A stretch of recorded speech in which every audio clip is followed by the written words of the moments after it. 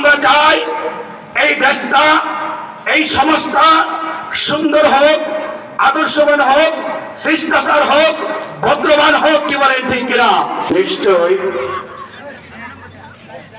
আমি পরিবর্তন করে দেই না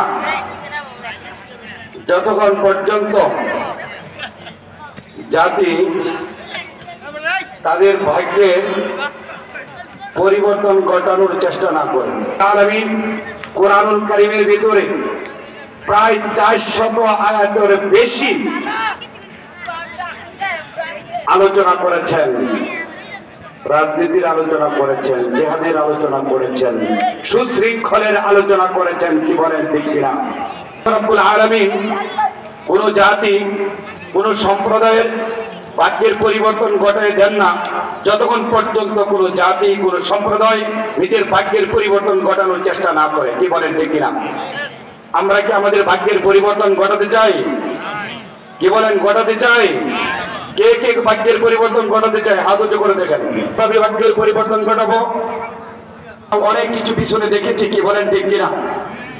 টেন্ডারবাজ দেখেছি, চাঁদাবাজ দেখেছি, দুর্নীতিবাজ দেখেছি, এবং আমাদের সমাজে যুব সমাজকে ধ্বংস করতে দেখেছি। কি বলেন ঠিক কিনা? বাবাজিরা বলতে পারেন যুব সমাজ কিভাবে ধ্বংস হয়েছে? আমাদের দেশে প্রচলিত কিছু রাজনীতিবিদরা আছে, আমাদের যুব সমাজকে 200, 300, 500 টাকা দিয়ে ক্রয় করে। কি বলেন ঠিক কিনা? নয়তো হিরণ কিনে, কেনার পরে সে কি করে মাদক সেবী হয়ে যায়। কি বলেন ঠিক কিনা? প্রিয় উপস্থিতি, আমরা ওইখান থেকে বের হয়ে আসতে হবে। কি বলেন ঠিক কিনা? আমরা কি বের হয়ে আসতে চাই? কে কে ওই রাস্তা থেকে বের হয়ে আসতে চায়? হাত উঁচু করে দেখায়। আমরা দেখেছি এই 54 বছর বয়সে আমরা 200, 500, 1000 টাকার লোভে আমাদের জীবনকে আমরা ধ্বংসের দ্বার প্রান্তে নিয়ে যাচ্ছি। কি বলেন ঠিক কিনা? প্রিয় উপস্থিতি, আমরা আর এটা করতে চাই না।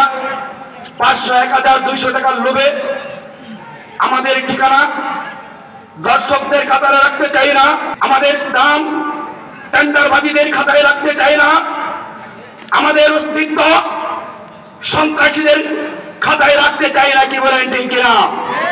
আমরা চাই এই দেশটা, এই সমাজটা সুন্দর হোক, আদর্শবান হোক, শিষ্টাচার হোক, ভদ্রবান হোক। কি বলেন ঠিক কিনা?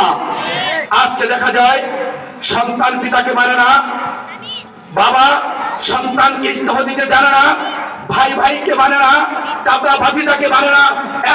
একটা মাত্র কারণ, এই সমাজে নিশা সেবন করার কারণে, এই দুর্নীতি করার কারণে, সন্ত্রাসী করার কারণে, চাঁদাবাজি করার কারণে, বিভিন্ন অশ্লীল কাজ করার কারণে আমাদের সমাজ থেকে একবারে বয়স্ক থেকে শুরু করে ছোট পর্যন্ত কেউ কাউকে মানতে রাজি না। কি বলেন ঠিক কিনা?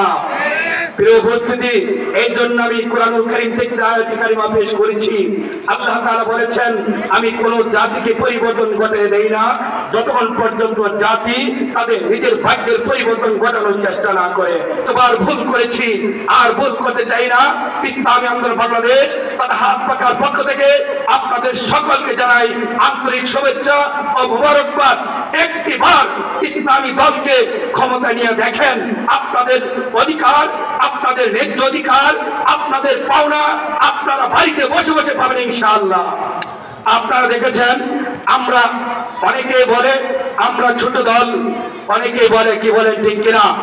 এই ছোট দলদের হাতে যে কয়েকটা কার্ড আমাদেরকে বিতরণ করার জন্য দেওয়া হয়েছিল, আমি মনে করি আমার প্রশাসন ইউনো মহোদয় আমাকে যদি বলে, ইব্রাহিম সাহেব, সভাপতি সাহেব, আপনি যে কার্ডগুলি দিয়েছেন কতগুলি আমাকে দেন, ইনশাআল্লাহ এই বিশালের জমিনে ইসলামী আন্দোলন বাংলাদেশ তাদের হাত পাকা নেতা কর্মীগণ প্রত্যেকটি কার্ড পাই টু পাই হিসাব করে ব্যক্তি সহকারে দিতে পারবে ইনশাআল্লাহ। ইসলামী দলগুলি যদি ক্ষমতা যেতে পারে, এইগুলো সম্পূর্ণ আপনারা ফিরতে পাবেন। বলেন আলহামদুলিল্লাহ। আমি এই মঞ্চে কানিহারি, এই মঞ্চে জলসে ওয়াজ মাহফিলে আমি প্রতিজ্ঞা দিয়ে যাচ্ছি, একটি কার্ড আপনাদের টাকা লাগবে না, লাগবে না, লাগবে না।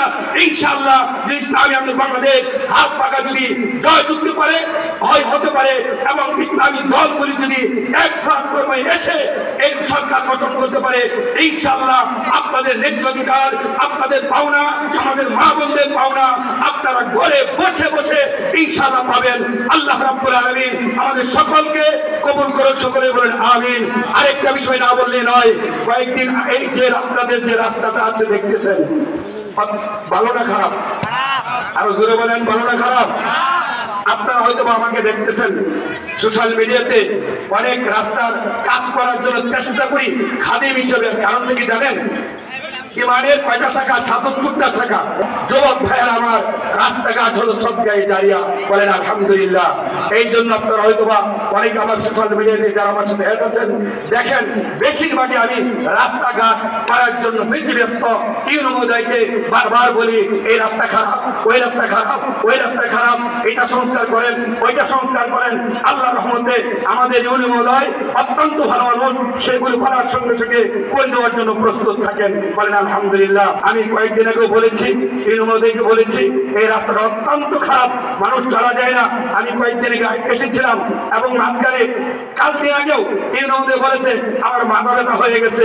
আমি বললাম যে আপনার বাজার মুখের গাড়ি, তারপর আপনার মাথা ব্যথা হয়ে যায়, আর আমি তো মোটর সাইকেল দিয়ে প্রতিদিন ৪টা-৫টা প্রোগ্রাম করি, তাহলে আমার কি অবস্থা হয়, আমার জনগণের কি অবস্থা হয়?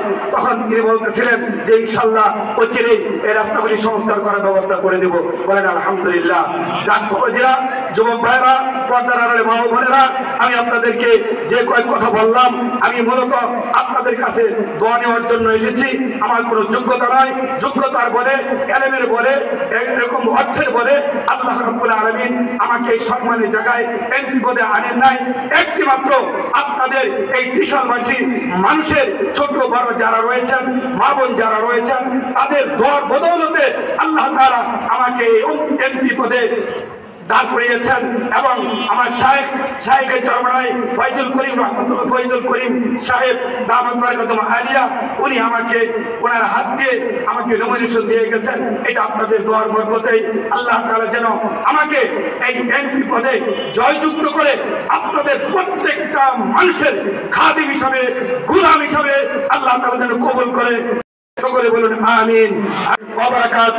ইসলামী আন্দোলন বাংলাদেশ হাত পাকা জিন্দাবাদ।